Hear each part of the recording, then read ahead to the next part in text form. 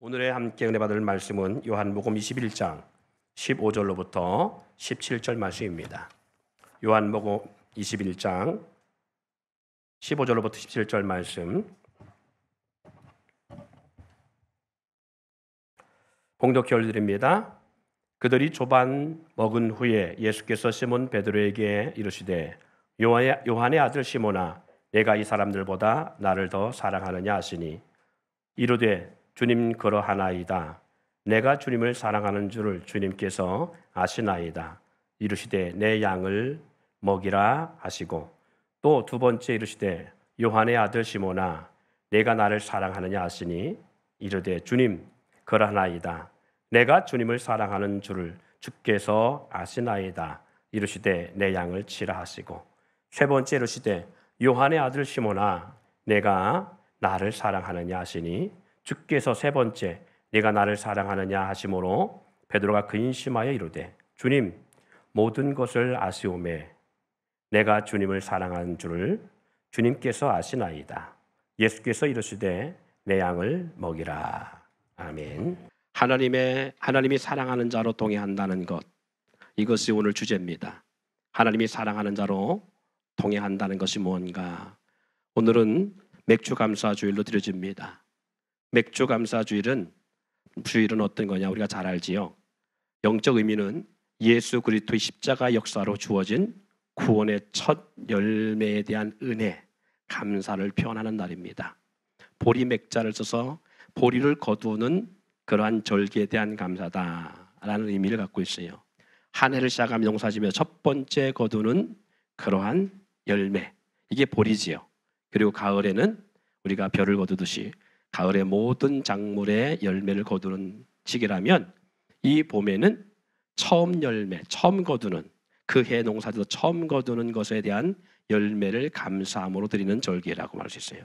맥주절, 하나님의 성령의 임재를 통해서 저와 여러분들이 구원받은 것에 대한 감사, 그리고 10월 달에 있을 또 11월 달에 주어지는 마치 추석과 같이 오는 추수감사절은 장막절, 수장절이라고 합니다. 이것은 다시 오실 예수로 말미암아 영원히 주님의 나라에 들어가는 영적 의미를 갖고 있는 그런 절기입니다. 이 맥주감사주일에 어떤 연관성에 있어서 하나님이 사랑하는 자, 하나님을 또 사랑하는 자에 대한 동행, 이 말씀하실까? 따라합시다. 하나님이 사랑하는 자. 누가 사랑하는 자요? 하나님이 사랑하는 자. 또 따라합시다. 하나님을 사랑하는 자. 누가 사랑한다고요? 아니, 하나님 첫 번째는 하나님이 나를 사랑하는 자. 하나님이 사랑하는 자. 두 번째는 내가 하나님을 사랑하는 자. 그래서 같은 말 다릅니다. 하나님이 사랑하는 자, 그리고 하나님을 사랑하는 자. 예, 하나님을 사랑하는 자로 동행하기를 또한 축원드립니다. 예, 그 말씀을 듣다 보면 맥주감사주일과 연관성이 있어요. 사랑하는 성도 여러분, 하나님의 사랑을 많이 받고 싶은 분이 있다면 한번 크게 아멘 해보세요. 하나님 사랑 받고 싶어요? 가장 사랑을 크게 받고 싶은 성도가 있다면 더 크게 아멘. 예, 그래요. 여러분이나 저나 하나님의 사랑을 받고 싶어 할 거예요. 그죠? 하나님의 사랑 안에 거하는 삶이 참 중요합니다. 예. 그래서 우리는 이런 많은 질문합니다. 하나님을 사랑하십니까? 그 사랑한다면 하나님을 얼마나 사랑하십니까? 그런 질문을 던지기도 해요. 하나님을 사랑한다는 것을 어떻게 알 수 있으며 무엇으로 증명할 수 있을까요? 예, 여러분들이 하나님을 사랑한다면 내가 하나님을 사랑하는 것을 무엇으로 어떻게 알 수 있고 무엇으로 증명할 수 있어요? 또 반면에 하나님이 나를 얼마나 사랑하는지 나 자신이 어떻게 알 수 있는가? 하나님이 여러분을 사랑한다는 걸 뭘로 알 수 있어요? 기도하는데 하나님께서 사랑하는 현진아 내가 널 사랑해, 이런 음성을 들으면 얼마나 좋겠어요. 그죠? 아니면 잠을 자고 있는데 꿈 중에서라도 내가 참 너 많이 사랑한다 하고 말씀하신다든가, 그러면 하나님 나를 사랑하는 줄 알잖아요. 물론 하나님의 성경 말씀에 그렇게 기록되어 있기 때문에 하나님이 나를 사랑하는 걸 우리는 인정하고 살아갑니다. 그렇죠? 예, 성경에 쓰여 있으니까 덮어놓고 우리는 그렇게 믿기도 해요. 그런데 중요한 것은 그럴 만한 납득할 만한 증거나 논리도 있어야 돼요. 아, 하나님 날 사랑해. 그리고 나 또 하나님을 사랑해. 이것이 납득할 만한 또한 어떤 그런 증명이 돼야 돼요. 또. 그래서 오늘 저와 여러분들이 하나님 나를 얼마나 사랑하는지 그것을 여러분들이 스스로 평가할 수 있는, 하나님이 정말 날 이만큼 사랑하는구나라는 것을 스스로가 검증해 볼 수 있는 그런 메시지입니다. 하나님 나를 얼마나 사랑하는지. 물론 성경에 아들도 아끼지 아니하고 내주셨어요. 요한복음 3장 10절 말씀에 하나님이 세상을 이처럼 사랑하사 나를 사랑하사 독생자를 주셨으니, 그런 말씀도 있어요. 나를 사랑하기 때문에 그 아들도 아끼지 않으시고 내주셨다, 그 말이.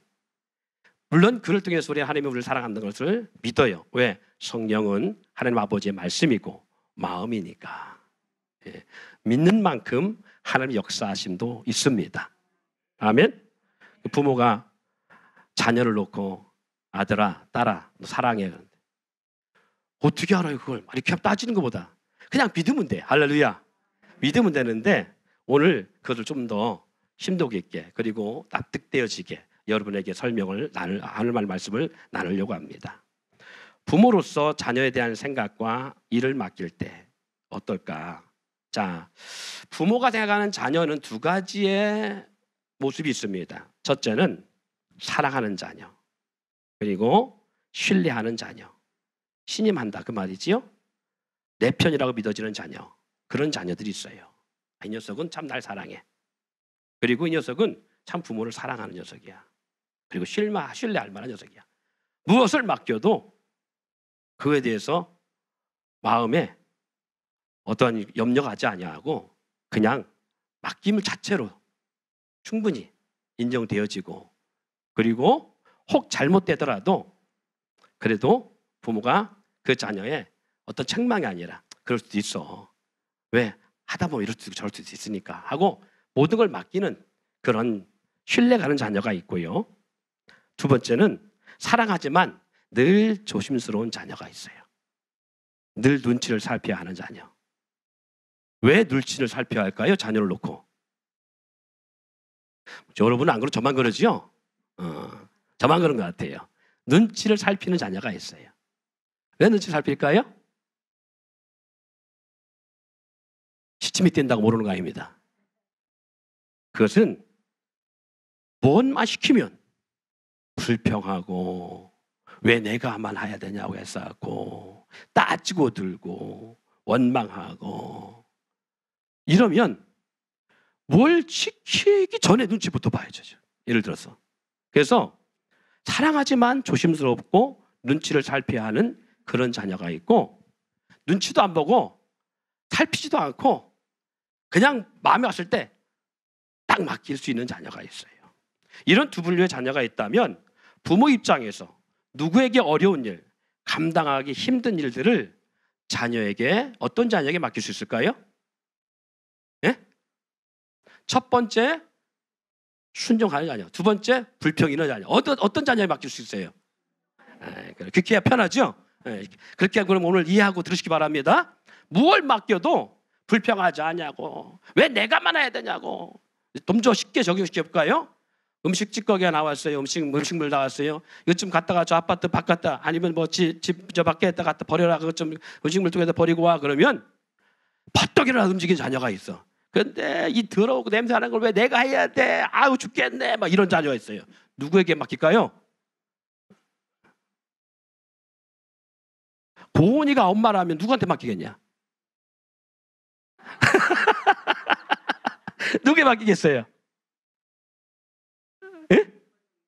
그렇지. 발등이나 순종하는, 불평하지 않고 그냥 감당해주는 그런 자녀에 맡기겠죠. 그죠?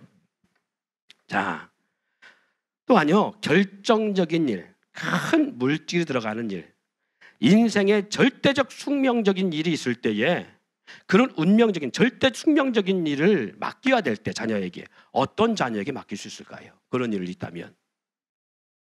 그래요. 사랑하고 순종적이고 원망 불평하지 아니하고 감당할 수 있는 자녀에게 맡겨요.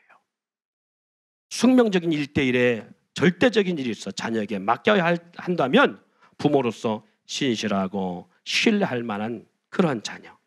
사랑하는 자녀에게 그 일을 맡길 수밖에 없어요.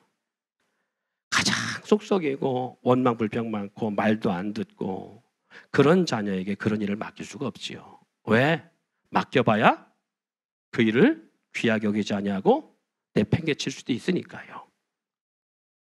누구도 가지 않는 일과 가지 않는 길과 누구도 하기 싫어하는 일, 누구도 싫어하는 일을 맡기려 한다면 부모의 말씀을 안 듣고 속썩이는 자에게 맡겨놓고 너 좀 한번 속 좀 썩여봐, 이런 부모는 아무도 없어요. 부모의 말씀에 죽어도 순종하고자 하는 그런 자녀에게 맡기듯, 그것이 바로 부모와 자녀 간의 모습이라고 볼 수 있습니다. 대부분 부모 입장에서 일이 되게 하기 위해서 말 잘 듣고 부모의 마음을 속을 썩이지 아니하고 순종할 수 있는 순종인 자녀에게 이 사역을 맡길 수 있다고 생각을 해요. 왜 그래요? 이유는 일이 진행되게 하기 위함입니다. 불평하지 아니하고 부모를 사랑하기에, 부모도 사랑하기에 그런 자녀에게 맡길 수밖에 없고, 평강 중에 일이 진행되게 하기 위해서 부모와 자녀 간에 그래도 부모가 사랑하고 그 자녀도 부모를 끔찍히 사랑해서 그 부모의 은혜를 기억함으로 감당할 수 있는 자녀에게 어려운 일을 맡기고 힘든 일을 맡겨요. 그러다 보니까 자녀 입장에서는 그래요. 왜 항상 이런 일을 나만 해야 되나? 같은 자녀인데 어떤 자녀는 먹을 것도 잘 사주고 사자람 다 사주고 그러는데 나한테는 그것도 아님에도 불구하고 맡겨요.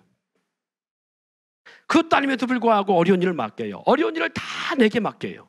그래서 그런 자녀가 마음에 불평일 수도 있어요. 부모에 대한 원망일 수 있어요.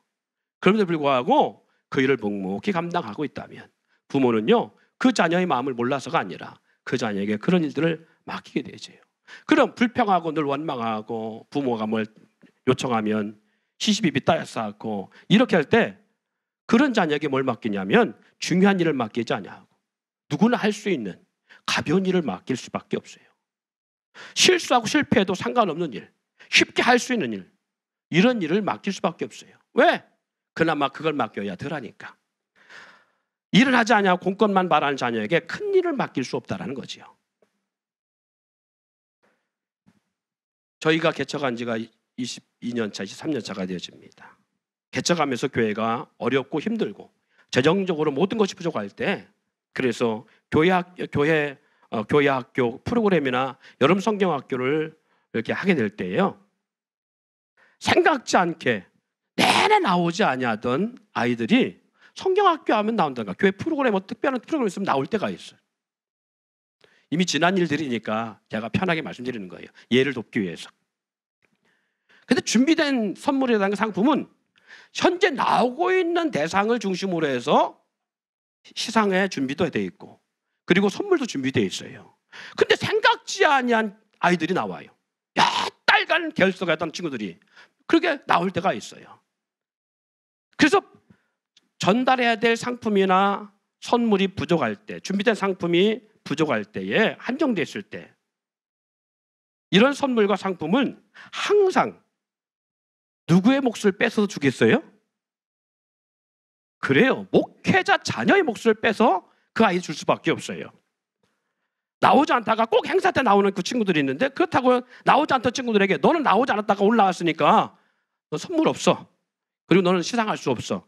다음부터 열심히 나오줄게. 이렇게 못해요. 그렇지 않나요? 만약 그렇게 해서 그 아이를 그냥 돌려보내잖아요. 그렇게 하면 그 아이들이 시험에 들어서 다시는 교회는 안 나와요.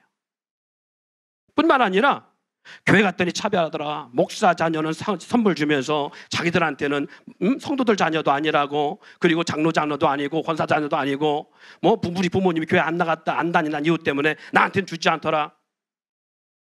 저 전도하다 이런 말 많이 들었습니다. 전도하다 보면요, 이런 말 참 많이 들어요. 그래서 제가 22년 목회해 보니까 아니야, 그게 아니요. 실적으로 교회 가면 차별한다 이런 소리, 교회를 원망할까, 상처받고 시험 들을까 봐 목회자 자녀의 몫을, 야 너는 다음에 줄게. 그리고 다음에 주면 좋은데 안 줘. 이미 지나가니까 뺏어갖고 그날 나온 아이에게 줄 수밖에 없어요. 교회 예배를 위해 반주자가 필요할 때도요, 반주를 배워야 되잖아. 그러니까 돈이 들여야 하는데, 교회 어떤 부흥을 위해서, 다음 세대를 위해서, 어떤 프로그램을 위해서 가르치고 돈이 들어가야 될 때에 목회자 자녀에게는 쉽게 교회 공금 재정을 빼서 투자하지를 못해요. 오히려 성도들 자녀를 가르치고 케어하기 위해서는 교회 재정을 빼는 데 어렵지 않아요. 눈치 볼 이유가 없어요. 그런데 목회자 자녀를 가르치는 데 있어서는 그 별것 아닌 금액도 눈치 보아야만 되는 상황이에요. 왜? 성도 입장에서 목사 자기 자녀라고 교회 재정 갖다 마음대로 쓴다, 이런 소리를 들을까 봐, 성도들이 그로 인해서 마음에 시험 들까 봐 항상 그럴 수밖에 없어요. 성도들이 자녀나 다음 세대 학생들에게는 투자할 수 있지만 목회자 자녀들에게는 맘 편의 목회 재정을 갖다가 쓰지 못한다는 거예요. 그럼에도 불구하고 목회 자녀들은요, 모든 교일에 투여하지 않으면 안 되고요, 다른 청년들이 하지 않아도 목회자 자녀들은 아무 때나 어디서나 항상 일꾼으로 불려지고 일을 맡길 수밖에 없어요. 그 이유는 성도는 상처받고 원망하고, 그리고 일을 하다가 그만두어도 어찌할 수 없어요. 맡겨진 일들을 놓고 기분 나쁘다고 때려치고 교회를 교회를 다시는 다니지 않겠다고 그냥 일을 하다 말고 그 사역을 다 팽개쳐 놓고 가면 그만이에요. 그렇기 때문에, 그럴 수 없기 때문에 어려운 일들을, 감당이 힘든 일들은 목회자 자녀의 몫이 되는 경우가 너무 많아요. 평일날 목사가 예배 드릴 때 찬양하기 힘들으니까 목회자 자녀는 있으면 와서 찬양해, 반주해, 뭐해, 할 수 있어요. 직장생활 힘들어도 저녁에 맞춰서 나와 해, 할 수 있어요. 왜? 목회자 자녀니까. 그래서 목회자 자녀들이 보이지 않는 상처가 많아요. 자, 생각해 보세요. 그런데 목회자 자녀 해 했는데, 아이씨 나 때려쳐, 교회 안 나가요. 그럴 수 있어요? 없어요. 근데 평신도는, 성도들 자녀는, 그리고 성도들은 그럴 수 있거든요. 안 나올 수 있고 쉽게 때려칠 수 있거든요. 근데 목회자 자녀는 시험 들다 상처받았다고 힘들다고 때려칠 수가 없어요. 강제로 시키면 신앙생활을 자유롭게 하는 거지, 강제성 있느냐고 그렇게 하는 것이 평신도의 생각일 수 있어요. 성도도 생각일 수 있어요. 온 교회가 신앙생활을, 예배생활을 강제로 강요하냐, 이렇게 할 수 있어요. 그렇다고 해서 그냥 사역이든 뭐든 나올 때까지 그냥 놔두고 본인이 알아서 인격적으로 나오기를 기다리고 있으면, 그렇게 배려하는 마음이 있으면 그럽니다. 무관심하다고, 인목교회는 사랑이 없다고. 이와 같이 성도는 상처받고 원망하고 떠나가 버리면 그만이에요. 그러나 목회자녀는요, 시험이 들어도 떠나지 못하고 상처를 받아 아파해도 억지로라도 하기 때문에 더 상처가 되지만, 그럼에도 불구하고 목회자 입장에서는 누가 일을 시키기 편해요? 목회자녀가 일을 시키기 편한 거예요. 그것이 편한 거예요. 왜? 얘는 힘들어 떠나지 않을 거 아니니까. 근데 요즘 목회자도 떠나더라고. 우리 한쌤도 떠나더라고. 뭐 시험 들을 때 힘들어 떠난 건 아니잖아요. 떠나더라고. 목회자는 시험이 들어 떠나지 못하고요, 상처받고 아파해도 억지로 하기 때문에 목회자 자녀한테 일을 시키기가 편한 거예요. 이해해 줄 거라고는 믿는 믿음과 떠날 수 없을 거라는 그러한 확고한 신념, 감당해 줄 거라고 하는, 어떻게 보면 믿음 때문에 더 맡기겠지요. 자, 여러분, 제가 이 말씀을 나누는 것은요, 바로 이 세 번째 가장 중요한 메시지 때문에 그렇습니다. 그렇다면 하나님은 어떠실까? 하나님은 어떠실까? 사람은 그렇다 쳐도 하나님은 어떠실까? 여러분, 하나님도 다르지 않습니다. 내가 다를 거라고 생각했어요, 하나님은. 근데 하나님도 다르지 않음을 볼 수 있습니다. 하나님은요, 인생을 사랑하시는 자녀들에게 특별히 더 사랑하는 자녀가 있어요. 하나님은 모든 인생을 다 사랑하셔요. 그런데 특별히 더 사랑하는 자녀가 있습니다. 하나님도. 부모와 자녀가도 그래요. 10손가락 깨서 안 아픈 손가락이 없는 건 다 아프지만 그럼에도 불구하고 특별히 더 관심이 가는 자녀가 있어요. 그것처럼 하나님도 다 사랑하지만 특별히 사랑하는 자녀가 있어요. 아유, 그러면 이렇게 말하면 또 이렇게 받을 수 있어요. 하나님도 차별하시네. 그렇게 할 수 있어요. 아니요. 그런 의미에서 차별 말씀드리는 게 아니에요. 특별히 사랑하는 자녀가 있어요. 분명히 있습니다. 하나님도 더 깊이 사랑하고 더 소중히 여기는 자녀가 있어요. 하나님이 사랑하는 자녀, 더 깊이 사랑하고 더 소중히 여겼던 자녀가 누굴까요? 우리들 다 자녀지만 그래요. 장자이신 예수. 주님, 하나님을 향하여 아버지를 붙던 가운데 첫 번째 아들 예수예요.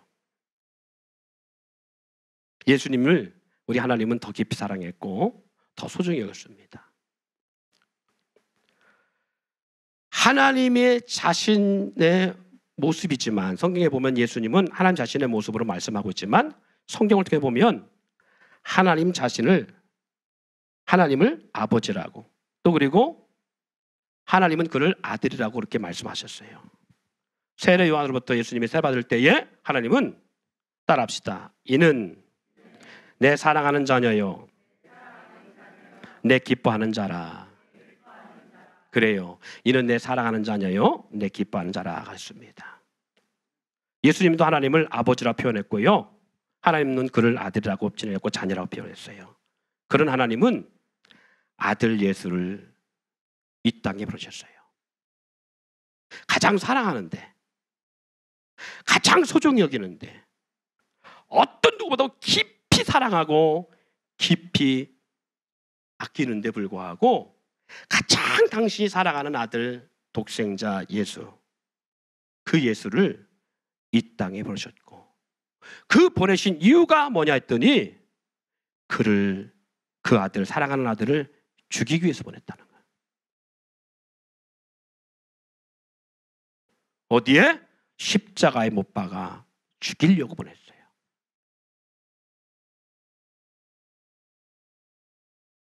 이것은 우리 육신의 부모와 달라요.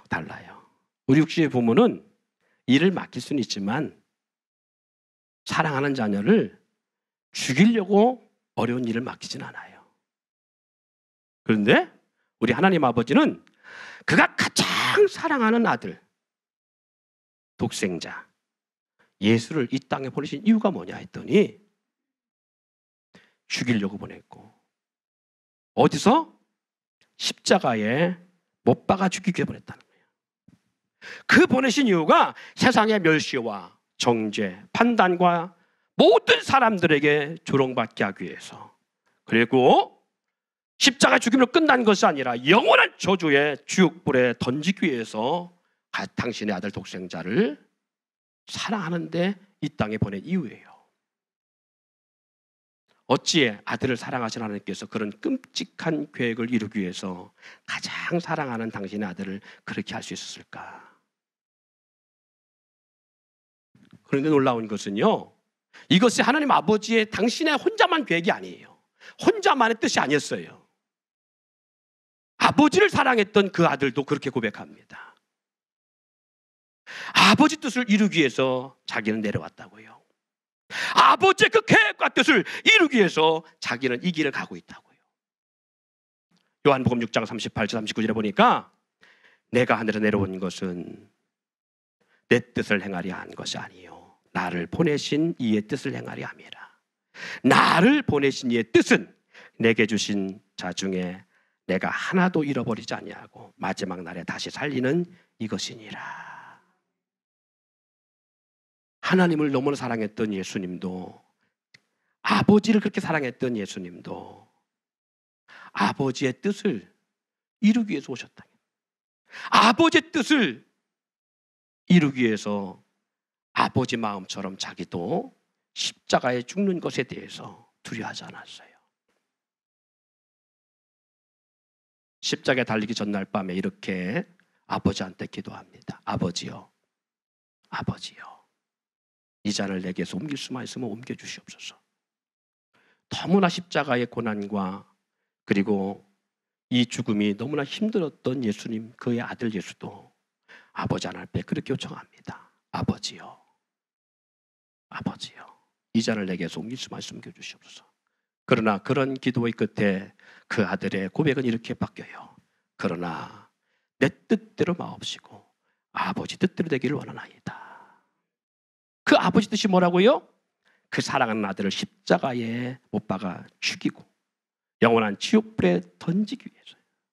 근데 이 일이 무엇을 위한 것이냐 하면 예수님이 고백한 것처럼 나를 보내신 이의 뜻은 내게 주신 자 중에 하나도 잃어버리지 아니하고 마지막 날에 나를 다시 살리는 이것이라.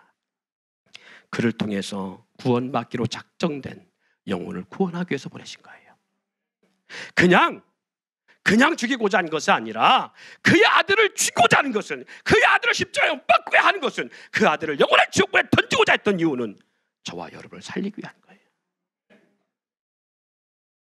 우리가 뭔데 그가 가장 사랑하는 아들을 죽이기까지 우리를 살리려 했을까?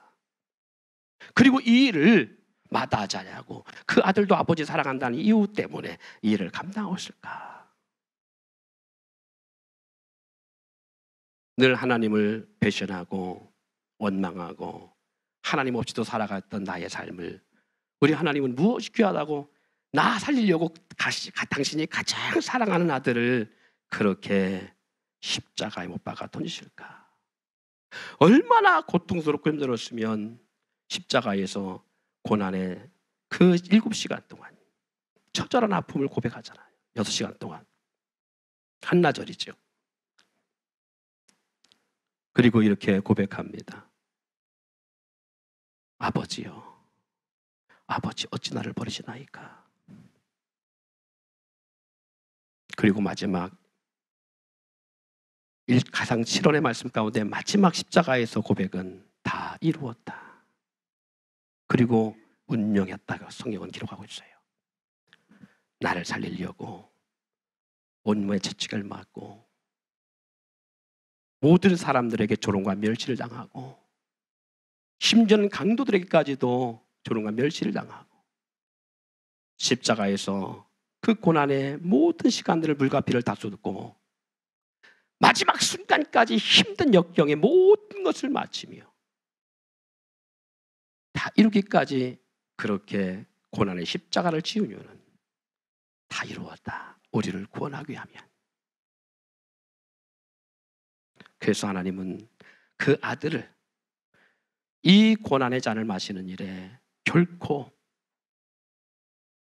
외면하지 않냐고 그걸 완성하십니다. 왜? 사랑하기에, 믿기에, 그 아들이 그것을 감당해 줄 것을 믿기에. 할렐루야. 아무에게 맡기는 게 아니야.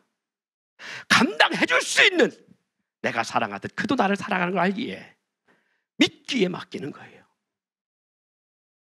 그런데 이 놀라운 역사는요, 우리 예수님도 동일하게 그를 따르는 제자들에게 이행하십니다.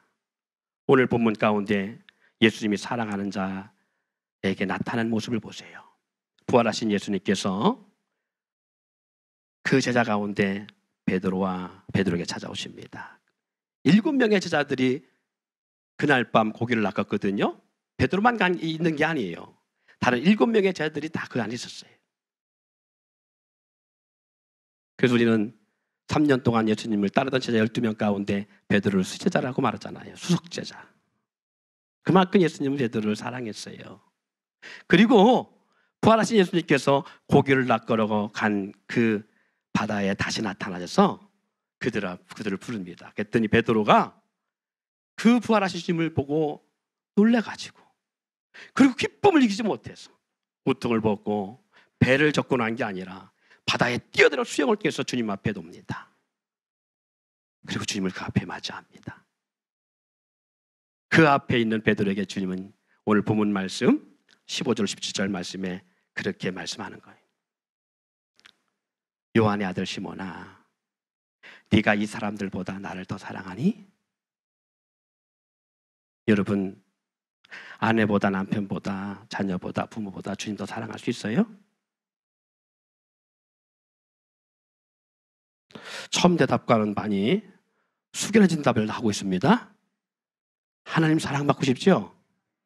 대답 잘 하셔야 됩니다. 하나님 사랑받고 싶고 하나님을 사랑하시는가? 하나님의 사랑을 누구보다 크게 받고 싶다면 오늘 이 말씀에 무게를 좀 가져야 돼요. 왜? 사랑하는 만큼 하나님도 그에게 짐을 줘줍니다. 왜? 누구도 감당하지 못하는 힘든 일이기 때문에. 오늘 주님께서도 이 베드로에게 하신 말씀이 네가 나를 사랑하니? 여기 있는 이 사람들보다 다른 제자들보다 네가 나를 더 사랑해? 예, 내가 주를 사랑할 주께서 하시나이다. 그랬더니 주님이 뭘 맡겨요? 주님의 양을 맡기는, 교회를 맡기는 거예요. 영혼을 맡기는 거예요. 내 양을 먹이라, 내 양을 치라. 결국이요, 이 베드로도 주님을 향한 그 놀라운 사랑 때문에 십자가에 헛골로 못 박아 죽임을 당합니다. 순교의 길을 가요. 교회를 위해서라면, 교회 영혼, 핏값 세운 교회를 위해서라면 제자들이 다 하나같이 이 교회를 위해서 그들이 다 순교의 길을 갑니다. 도마는 복음을 전하다 돌에 맞아 죽임을 당하고, 그리고 이 살가죽이 벗김을 당해 죽임을 당하고, 많은 세상 가운데 하나님을 사랑하는 자, 어떤 사람은 뜨거운 가마, 그 기름 가마에 던져짐을 당하고, 화형을 당하고, 그리고 사자밥이 되어지고, 토보로 쾌임을 당해 죽임을 당하고, 이런 일을 가요. 예전에 순교에 대한 생각을 해본 적이 있습니다.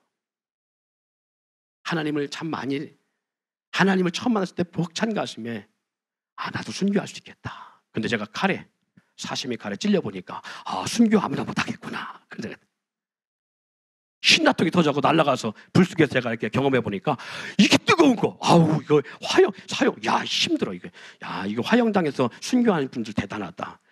어느 순간 못하겠더라고요. 저는 누가 순교할 수 있나, 누가 하나님의 나라와 일을 위해서 이렇게 순교할 수 있나라 해봤어요. 예전에. 그때는 사명 가진 사람이 할 수 있다고 생각했어요. 아니더라고요. 이 말 똑같은 거예요. 누가 교회 일에 충성할 수 있나, 누가 교회 일을 위해 충성할 수 있느냐 할 때에 사명 가진 사람이 하는 게 아니에요. 물론 사명이 있어야 돼요. 그러나 누가 하나 했더니 하나님을 사랑하는 사람이 할 수 있어요. 누가 집에 하기 싫은 일을 감당하냐? 누구도 버리기 싫은 그 더러운 음식 찌꺼기를 누가 버릴 수 있느냐? 누가 버릴 수 있어요? 부모님을 사랑하는 사람. 부모님을 사랑하는 자녀가 할 수 있어요. 가족을 사랑하는 사람이 할 수 있어요. 할렐루야. 자식이 때문에 할 수 있는 것이 아니라, 남편이기 때문에 할 수 있는 것이 아니라, 아내이기 때문에 할 수 있는 것이 아니라, 가족을 사랑하는 사람이 할 수 있어요. 그렇지 않나요? 아침부터 일찍 나가서 이 뜨거운 태양볕에 더위 먹으면서 누가 그 일을 해요? 하기 싫은 거? 놀고 싶죠? 근데 누가 일을 하고 있어요? 가족을 사랑하는 사람이 하는 거예요. 가족을 사랑하지 않으면, 부모를 사랑하지 않으면 자기 잔 이불도 안 갭니다. 자기 먹었던 밥그릇도 치우지 않습니다. 그런데 누가 자기의 잤던 이불을 갤 수 있고 자기 먹은 밥그릇을 설거지할 수 있어요? 가족을 사랑하는 사람이 할 수 있어요. 누가 교회에서 이런 봉사할 수 있냐? 교회를 사랑하고 하나님을 사랑하는 사람이 할 수 있는 거예요. 누가 봉사할 수 있느냐? 누가 헌신할 수 있느냐? 하나님을 사랑할 수 있는 사람이 할 수 있는 거예요. 하나님도 그걸 알아요. 그래서 아무나, 하나님 내가 주님을 사랑하고 주님을 위해서 내가 죽을 수 있습니다. 아니요. 아무나 죽임의 어떤 순교의 길을 가게 하는 게 아니에요. 하나님이 사랑하는 사람, 또 하나님을 사랑하는 사람, 하나님도 그걸 알아요. 그래서 하나님은 그럽니다. 하나님을 사랑하는 사람이 하나님의 사랑을 덧입는다고요. 그걸 생각하니까 하나님을 사랑하면 사랑할수록 주를 위해 살아갈 수밖에 없어요. 우리 그렇잖아요. 연인 가운데 사랑하면 다 줘도 아깝지가 않아. 다 줘도 아깝지가 않아요. 근데 사랑이 식어지면 주는 것 자체가 아깝고요. 헌신한 희생하는 자체가 아까운 거예요. 그래서 상대에게 나에게 희생되기를 강요하게 돼 있는 거예요. 근데 사랑하면요, 한 달 내내 번 물질 다 줘도 아깝지 않아요. 사랑하면 24시간 그 사람 생각, 그 연인 생각으로 가득 차 있어요. 맛있는 음식을 먹을 때 같이 먹고 싶고요. 아름다운 길이 보면 같이 걷고 싶고요. 멋있는 옷이 있으면 그 옷을 사주고 싶고요. 아름다운 물건이 있으면 그걸 선물하고 싶은 것이 사랑하는 연인들의 모습이듯이, 사랑하면 주면서 행복해요. 주면서 만족하고요. 주면서 기쁜 거예요. 근데 사랑이 식어지고 사랑이 저물어가면 그렇게 하는 자체가 아깝고, 왜 나만 그렇게 해야 돼? 너도 안 하는데? 라고 하는 원망과 불평이 나올 수밖에 없어요. 그래서 저는 우리 교회 성도들에게 그렇게 주문할 때가 많아요. 억지로 하지 마라. 하기 싫은 거 억지로 하면 원망 불평하지 말고, 그럴 때는 아예 다 내려놔. 기쁨으로 해. 감사함으로 해. 감격욕을 해. 감동으로 해라. 무슨 일을 할 때 그래야 돼요. 물론 십자가 억지로 져서 복받은 자도 있습니다. 그럼에도 불구하고 제가 보니까 뭔가 일을 시켜서 하는 것보다 스스로 하는 게 기쁨이고, 아, 내가 이렇게 주님을 위해서 할 수 있구나라고 자기 스스로 기특해 할 수 있어요. 그런데 억지로 하면 사람을 위해서 하는 것 같아갖고 눈치 볼 수밖에 없고 하면서 원망 불평 나올 수밖에 없는 거예요. 그런데 정말 하나님 사랑하잖아요? 그럼 알아서 합니다. 남들 가지 않는다고 왜 나만 가야 되냐 안 해요. 하나님을 사랑하면 하나님, 내가 가겠습니다. 하나님이 이 일에 그렇게 하시는데 내가 하겠습니다. 내가 주일할게요. 내가 봉사할게요. 누가 하든 하지 않든 내가 하게 돼 있어요. 하나님이 사랑한다는 것, 그리고 하나님을 사랑한다는 것, 그것은 그렇게 우리 삶에 놀라운 반전의 삶이 주어집니다. 그래도 하나님의 사랑을 받고 싶은가요? 다시 한번 질문합니다. 그래도 하나님의 사랑 받고 싶어요? 그래도 하나님을 사랑하십니까? 그렇다면 하나님이 그를 사랑하는 자들이 어떻게 하기를 원하실까? 또한 하나님을 사랑하는 성도라면 어떤 길을 가야 할까? 한번 고민해 보세요. 하나님은 또한 그가 귀히 사랑하는 자녀에게 누구나 아무나 갈 수 없는 길을 보내게 하십니다.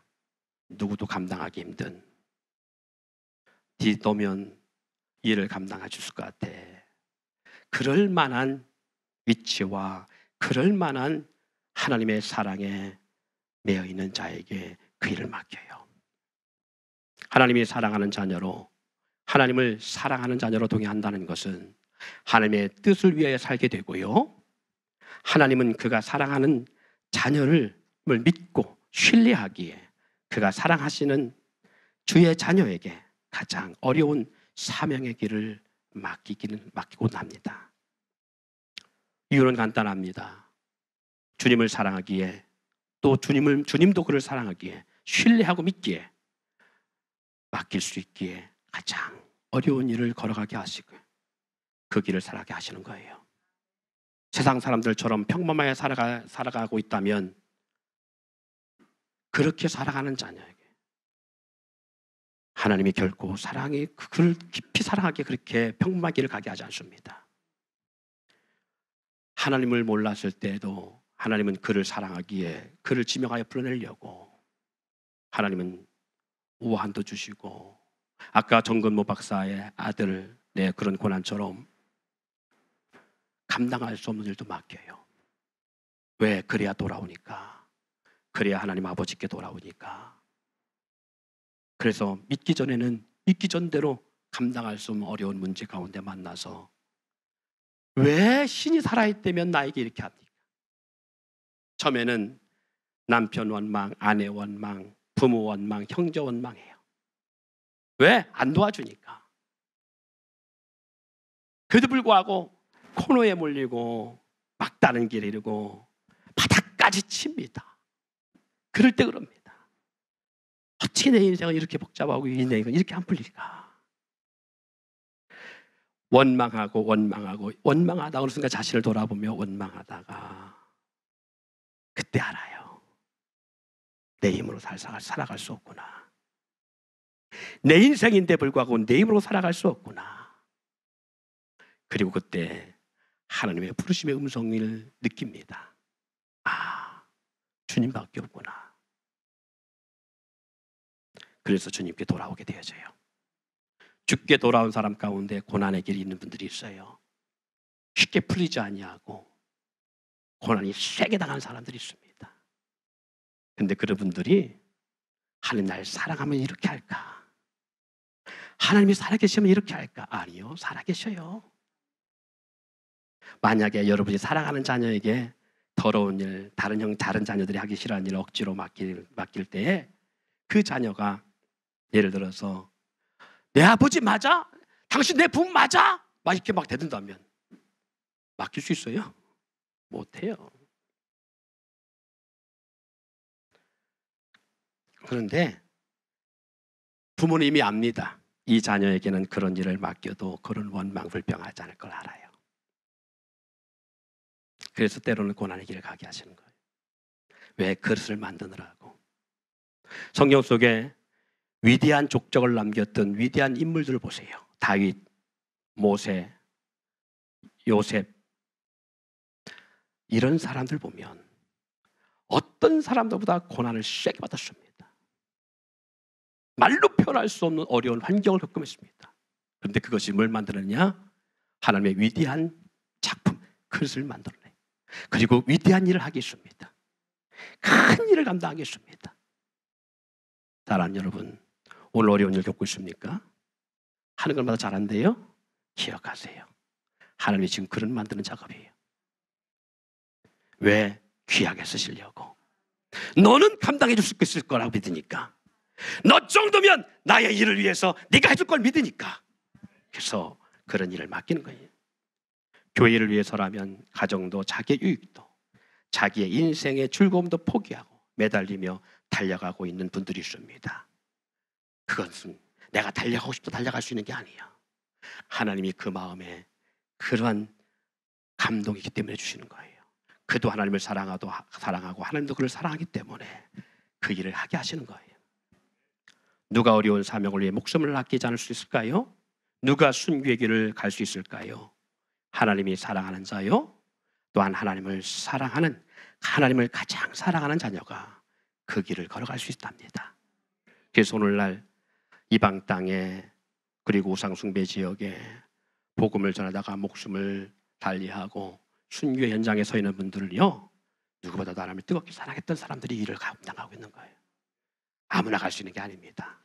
아이고, 하나님을 사랑하면 날 이북에 보내지 않을까? 걱정하지 마세요.